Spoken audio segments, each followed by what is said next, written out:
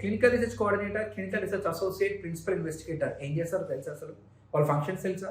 వాళ్ళ roles and responsibilities తెలుసా? మెయిన్గా clinical research coordinator they will conduct the clinical trial, అంటే క్లినికల్ ట్రయల్స్ని కండక్ట్ చేస్తారు. అడ్వర్స్ ఈవెంట్ రిపోర్టింగ్ చేస్తారు. అడ్వర్స్ ఈవెంట్ రిపోర్ట్ డేటా ఏదైతే ఉందో దాన్ని ఫార్మకోవిజిలెన్స్ టీమ్ పంపిస్తారు. ఫీజిబిలిటీ అనాలిసిస్ చేస్తారు. క్లినికల్ ట్రయల్ సైట్ని చూస్ చేస్తారు. మరి క్లినికల్ రీసెర్చ్ అసోసియేట్ ఏం చేస్తారు?